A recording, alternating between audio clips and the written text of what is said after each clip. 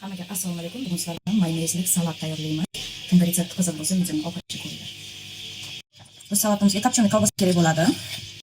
Любой kopchonli kolbasa qanaqasilarga yoqsa shuni ishlatishlari mumkin. Hammasini to'rt burchak shaklda kesib olamiz.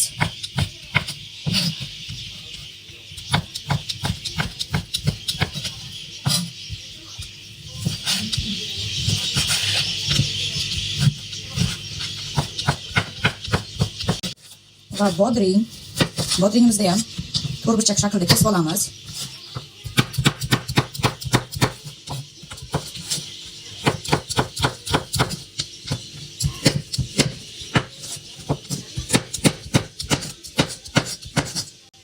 Pomidor. Men hamma narsani to'rt burchak shaklda kesaman. Sizlarga qanaqa yoqsa shunaqa kesishlari mumkin. Bu ahamiyatga emas. Agar sizlarga somoncha shakli yoqsa, somoncha kesishlari mumkin. Hamma narsa o'zlaringga bog'liq.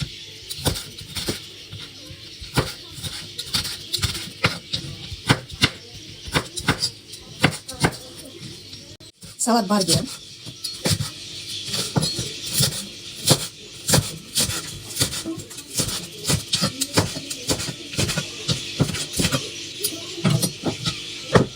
Keyin chesnok. Agar sizlar salat ko'p qilsalaring, естественно, bir 10 tami, masalan, shunaqa dona chesnok solsalaring bo'ladi. Mana to'la chashka bo'lsa. Men ozgincha qilyapman, shunga 2-3 ta chesnok menga yetadi. Shunaqa. Keyin bu yerga kiriyeshka va mayonez solib, hammasini aralashtirib olamiz.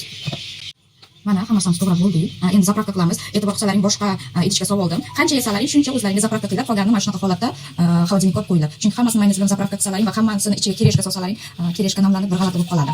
Mana biz mana shuncha masalan deymiz. Mana shunchasini zapravka qilib kireshka solyapman. Kireshka обязательно mana shunaqa yaxshi kireshka bilan bo'lsin. Tez urib qolmaydi. Tuz hech narsa solish shart emas. Faqat mayonez mana solaman.